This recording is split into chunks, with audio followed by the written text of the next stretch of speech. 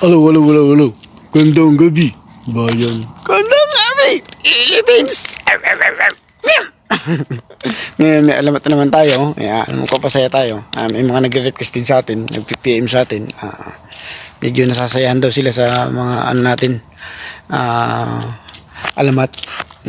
Gusto niyo pa mapanood yung alamat natin, pa-like and share naman. Tapos, Joel Cleto YouTube channel. And, Joel Cleto Facebook. Yan, buo ang alamat natin dyan. Pag napanood nyo yan, 100% ngingiti at ngingiti kayo. Yan. Ngayon, isang araw, itong si Cesar yung tatay naman ni Atan. Atan na naman eh. Yan. Ngayon, itong si Cesar, tatay ni hindi gwapo natin, no? Hindi makapunta na sa bungan. Ngayon, sabi ni Cesar, Atan, ikaw nga magdala nitong manok natin na si Bulik, sabi niya. Ilaban mo, sabi niya. Binigyan niya ng 500. Siguro di mo mananalo yan, ha? Opo naman tayo, sabi niya. Ngayon, habang naglalakad itong si Atan, nakita niya sa batis ngayon tong si Merlita. Merlita na naman eh. Itong si Merlita, ngayon, binigay niya ngayon yung, sabi niya kay Merlita, Miss Merlita. Miss Merlita eh.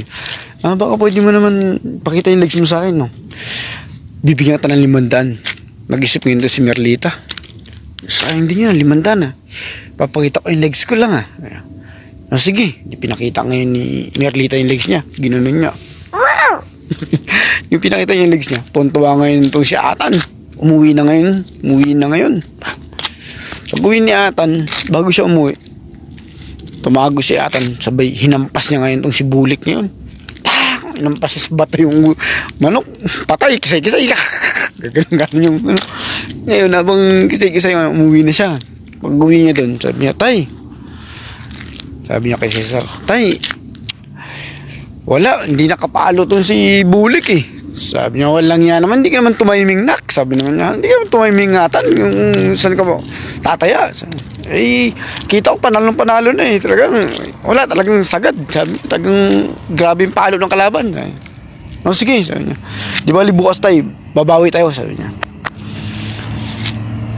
Kasi may sakit si Cesar eh. Tapos, yan, ilaban mo si Tandang, sabi niya. Yan, si Tandang ngayon yung ilaban mo. Kailangan siguro di mong manalo ka, ha? Tapos sabi ngayon ni Atan, bakit tayo hindi ka sasama? Sabi ni hindi mo na, masama pa rin paramdam ko. Sabi niya, ikaw na lang. At basta siguro di mo naman na tatayaan mo. Sabi niya, yung ipaparehas mo yan kay Tandang. Sabi niya. Ngayon, umano na naman tong si Atan, dumaan naman doon sa may batis. Nandun na naman si Merlita, naglalaban. Sexy yung. Sabi ni Atan, sabi niya, Miss Merlita, sabi niya, ipakita mo lang sa akin yung dibdib mo. Sabi niya, bibigyan kita ng 1,000.